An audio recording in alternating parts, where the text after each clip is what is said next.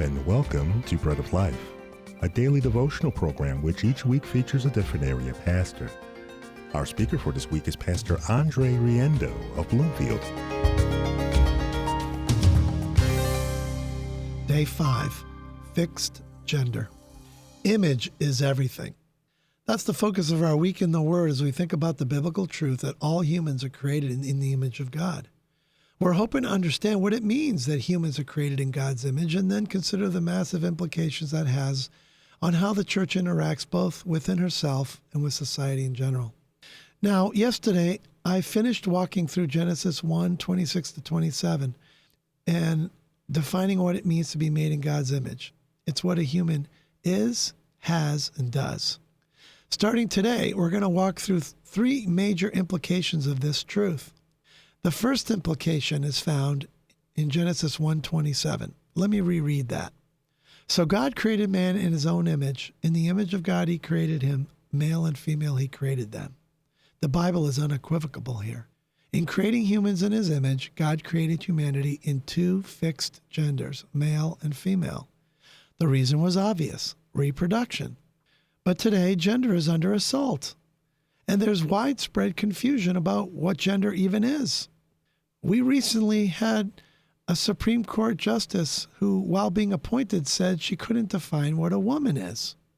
In our public schools, our kids are being taught that gender is not fixed but fluid based on an assortment of subjective criteria. The result is mass confusion at all levels and lots of division over a subject, gender, that we had mass agreement on for thousands of years. How in the world did we get here?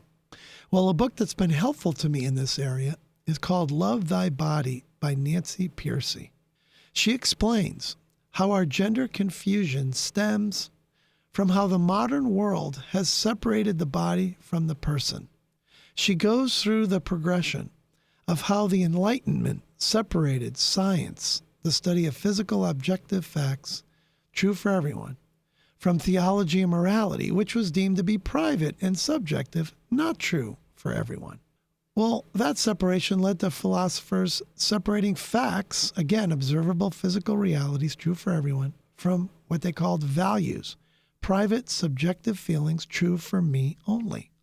Now, that naturally led to the biological body, which is physical and observable, being placed in the realm of mechanical facts, and one's person, their free autonomous self, their feelings and thoughts being placed in the realm of values.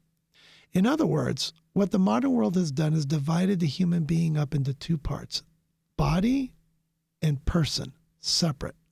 Additionally, as postmodernism has come along, truth now is said to be located not in the physical realm, but in that values realm, in people's feelings and thoughts. These feelings then become the true determinant of who you really are, with the body being inconsequential to that.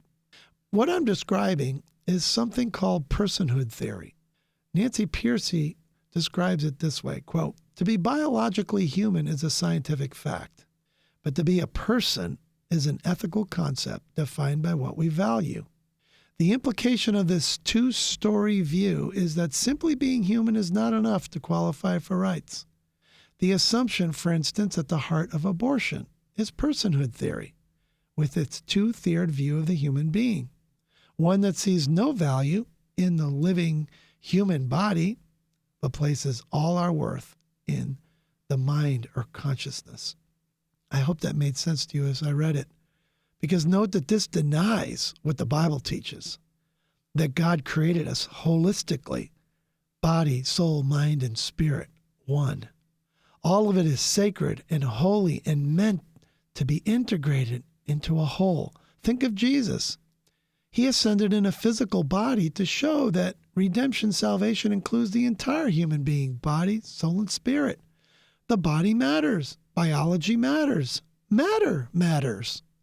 The Bible treats body and soul as two sides of the same coin. An example from the Old Testament, Psalm 63:1, "My soul thirsts for you, my flesh yearns for you." In the New Testament, a great example is 1 Thessalonians 5:23. Now may the God of peace himself sanctify you entirely, and may your spirit and soul and body be kept complete without blame at the coming of our Lord Jesus Christ. Human beings made in God's image are integrated whole persons. We are to honor our bodies and gender as part of God's good creation. So say it with me again. Image is everything. You've been listening to Pastor Andre Riendeau of Bloomfield, and this has been Bread of Life, a program to encourage you from God's Word.